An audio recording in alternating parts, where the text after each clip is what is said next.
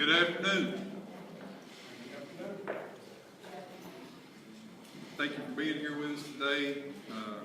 Greeneville City Schools, Greeneville High School, and our athletic department are excited today to announce our new head football coach. Since January 18th, when we started this process, the committee has been focused on finding the correct person to carry on the success of our program in its entirety, factoring in academic, character development, leadership, and athletic sides of the equation. We feel that we've accomplished this with this hiring.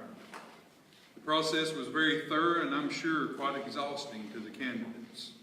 The process included extensive input from the current staff members, reference checks, interviews both with the committee and videotape, as well as several documents, plans, and artifacts produced by the candidates to be reviewed by the committee. We have the utmost confidence that Coach Dan Hammonds is ready, willing, and able to keep moving the Green Devils forward toward continued success.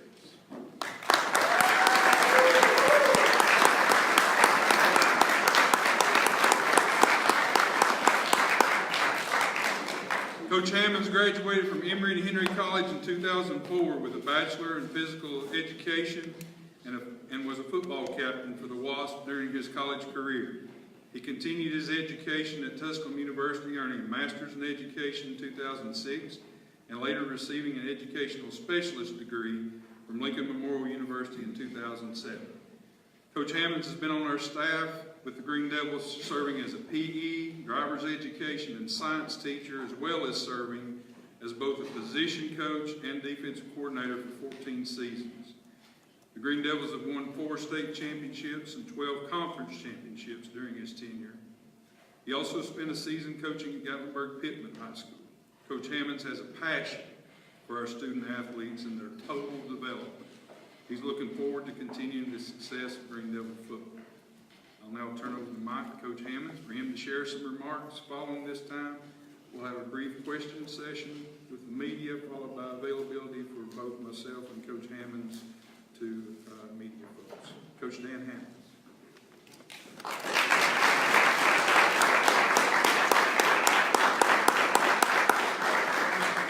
Thank you, Mr. Fraley. And thank you to everyone for coming today. I'm both humbled and thankful for this opportunity before me. I must give thanks to all the hiring committee, including Principal Patrick Fraley and Director of Schools Steve Starnes, for the trust in me to lead this program going forward. And Coach Kelly, thank you too. I would also like to thank my wife Jenna and the 4 children, Eli, Emma, Miley, and Presley, for their support and being here today. I also appreciate my mom and dad for their support and presence as well. A large contributing factor in my career as a coach has been the coaches that I've worked with and for during my career. I've been fortunate to work with some of the best coaches in the state of Tennessee and hope to use those experiences in this endeavor. Coach Mike Zeller is who I started with. Hired me, just sent a resume, and he took me in. He taught me a lot of stuff about breaking down the film, really preparing for an opponent in great lengthy detail sometimes. But he took that time, his time, to teach me how to do that, and it's still things I take with me today.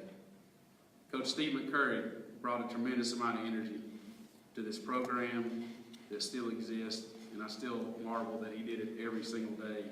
And days when I'm struggling or need a little kick up, I think of him and think of how he did it to motivate myself. Coach Benny Hammonds has almost 5 decades of head coach experience to share. His deep ties and roots within the Gatlinburg community provided support from every facet. He had a great knack for recognizing any problem and taking care of it before it grew. He was great at tying in the whole community to the vision of the football program, from the school to everybody involved, and I was appreciative of that learning opportunity from him. Coach Kane Ballard has been a mentor to me from my first day coaching. We started together day one. I was with him both sides of the ball. We've also talked about how he's going to continue that mentorship, hopefully going forward. Coach Ballard has such a passion for student athletes, football, and total player development. Coach Ballard has shown the importance and long-lasting impact of true hard work. I will always be indebted to him for what he's meant to me. I've worked with numerous other influential assistant coaches along the way as well.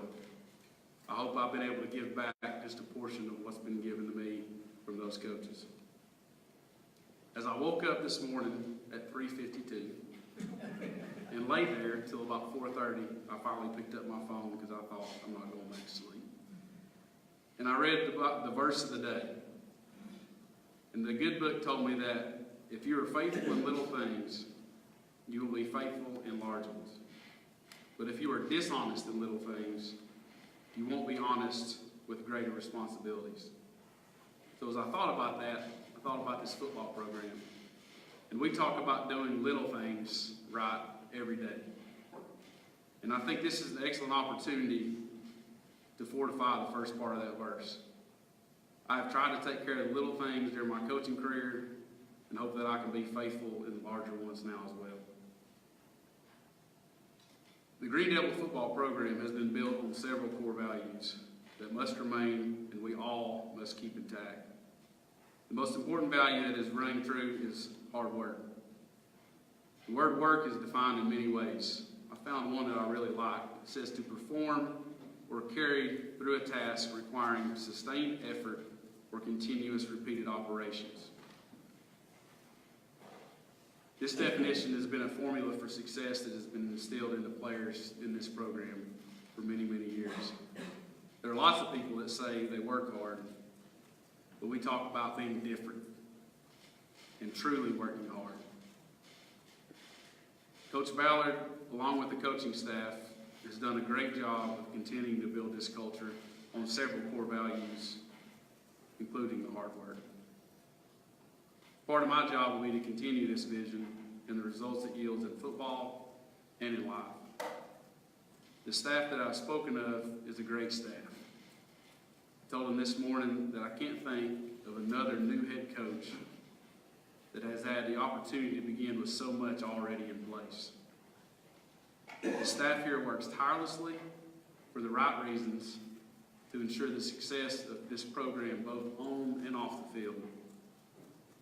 We plan to be successful at football, but to also turn football players into successful and productive men that value hard work and dedication. These qualities will carry them far in life after they take their last snap on the field. This community has a high expectation for excellence in many aspects. The football program has always been one of those areas. One of my challenges is to rise to those expectations. It is also to continue to coach players to rise to those high expectations. So, to the players, be ready to work. Be ready to work in the classroom. Be ready to work to give back to this community. Be ready to make right decisions. Be ready to continue what many others before you have worked so hard to build. I'm excited for the future of Greeneville football and can't wait to get to work. Go Devils.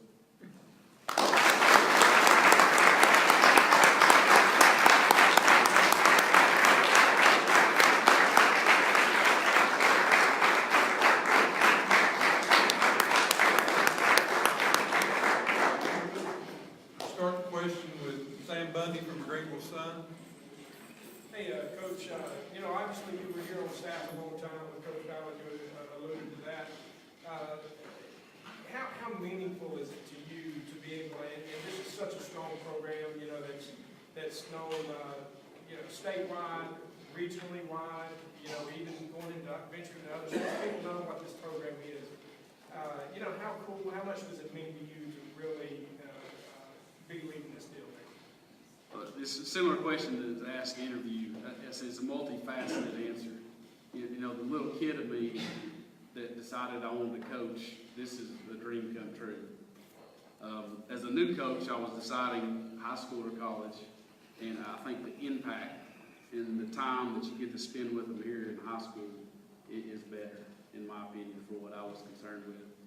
And then as a 15-year assistant coach, some time I spent watching and learning and observing, and also just a little time kind of being the man in control or the coach in control.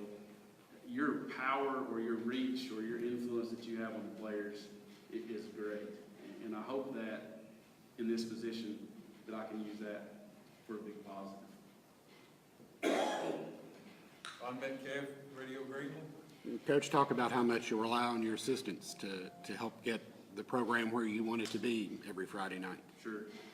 My biggest worry always, if I've thought about this for a long time, is the staff. And that's what I said this morning, and that it's such a good feeling for me, or comfort, to know that you've got guys who work hard. You've got guys who pick up work even when they're not asked, just because they see a need to be done. And you don't have to micromanage or try to spread yourself thin or oversee everything. There's so much trust. Coach Ballard gave me trust, and I make mistakes, but he let me learn through failures and successes. And I think that's huge as a mentor, as a role to follow, to let other coaches just coach and do their job. And most of us have been doing this together a long time here. And there's such a trust and respect there that I can do my job and let them do their job. What's it like for Hammonds to be in the head coaching position? I mean, as a family thing, that's got to be a point of pride for you as well. Sure. There's several of us that have been in coaching. My dad coached in middle school for 25, 30 years. Uncle was, I know he coached for 49 years, I think 45 as a head coach, and it's huge. My cousin, 7 years as a head coach and nearing 30 as an assistant. So it's fun at Christmas. Give us something to talk about, give us something to bug each other about how things go. It's also a chance to shoot a text or a quick phone call and get half a century of advice in 30 seconds. You see YB? I know it's early, but anything to see changes in the offense, defense, or leave it as status quo? I think things are going to stay status quo as much as possible.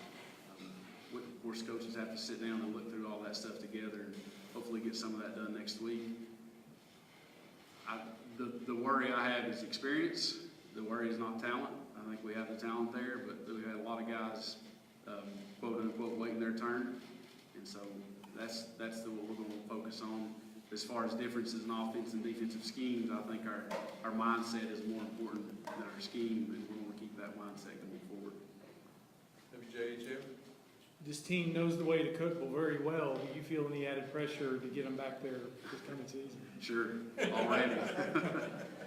Before anything was named or anything, I've heard that from all over. There's a great sense in the community that that's the expectation, is to continue that success. And so sure, there's that pressure.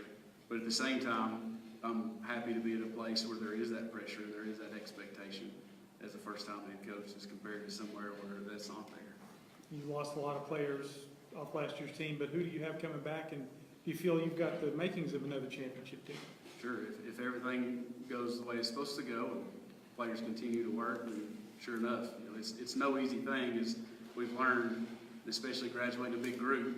I hope that we've learned from what things we did well in 2012 as well as things we didn't do well.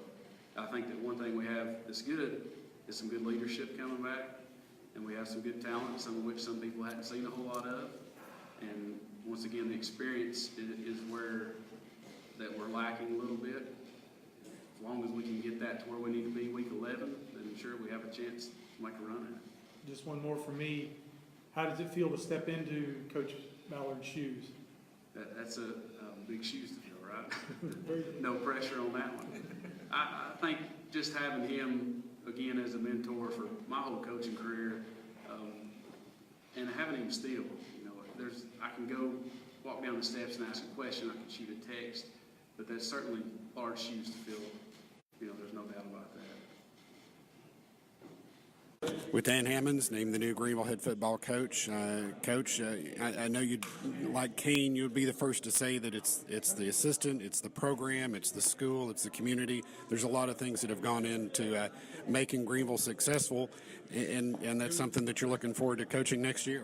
It is. I think Greeneville's turned into a program, and I think there's nobody that's above the program, and it's just so many people from community to administration to the school as a whole, and just the support that this program is given is top notch. And I will be the first to say that this staff is such a good staff of guys who are truly in it for the right reasons and work hard and do the right things to get the players prepared to play. As you're on the sidelines on Friday nights, do you still want to be involved in calling the defensive plays? Do you want to turn that over to somebody, or what's your coaching philosophy, or how do you approach that? Well, I've got to sit down and look at everything as a whole, and all of us do as a staff. I think the part we talked about with trust being there for all the other coaches, I mean, there's so much respect from all of us that I can allow somebody to do their part and try to leave them alone without trying to micromanage everything. And I have to find a place where I fit into that. And, you know, we're losing a great head coach, and we're losing an even better offensive coordinator. So that's a big thing that's got to be replaced or looked at. And so we got to fit the best thing for everybody involved. Of course, everybody looks at 30 straight wins, 2 state championships, but the pure and simple fact is there's a whole lot of talent still coming up, despite the 28 seniors that left. Sure, I believe there's a mindset out there that, well, they've lost everybody, so this is our chance to get them, and I just don't think that's true. I think our talent is good. I think our junior class that's rising seniors is talented enough.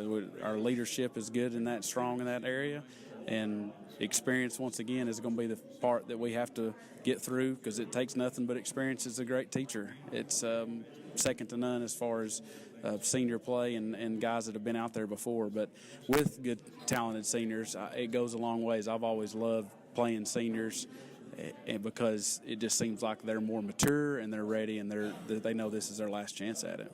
There's been a lot of seniors graduate over the last 10 years and somehow continue to win championships, continue to win conference championships. So, like you said, that goes back to it's a program now. I think so. One thing I try to tell people when they ask, I've mentioned hard work. Everybody wants to say we work hard too, and we do that. And people do work hard, but it's just different here, the level that's put into it. And I think consistency over time is a big thing that I tell other coaches that we do here is nothing fancy or nothing out of the ordinary from other places. We just do it a little harder, and we're certainly more consistent with it over time. And those guys over 4 years have no choice but to become good players. Coach, thanks and best of luck. Thank you. Patrick Fraley, talk about the process that you went through to pick Coach Hammonds as the next football coach. Well, when I used to be a football coach, I sure would have hated to have went through this process because it was quite exhaustive. We started out gathering information just through resumes and getting reference checks done and that kind of thing, and then the interview process. We blocked off about an hour for each candidate and went through an extensive set of questions, then rotated them into on-camera interview with another set of questions just to kind of see how they acted in front of the camera and that kind of thing. And then we came back together as a group and reviewed that, plus 7 assignments that we gave them to send back after that and review all those documents and put everything together. And it was really a thorough process. We felt like we got a good idea of the candidates and what they would be like in this role. And the good thing was we all had some knowledge of all the candidates, and so it was. When it came down to the point of making a decision, we all just started talking, and it became relevant pretty quick that we had consensus very easily. What was it that stood out with Hammonds? What made him your choice? Well, I guess more than anything is the experience that I've had with him for 7 years. I've seen him every day in the classroom. I've seen him on the field. I see how he acts with kids. I see him with his family. And not to say these other guys don't have those qualities either, but I think Dan was an excellent choice by the committee. And, the things that stand out to me is he's a hard worker. He's devoted to the whole development of the student athlete, not just about wins and losses. He didn't talk about goals that he had for winning championships or anything like that. He talked about the process, and those other things happen as a byproduct of that process.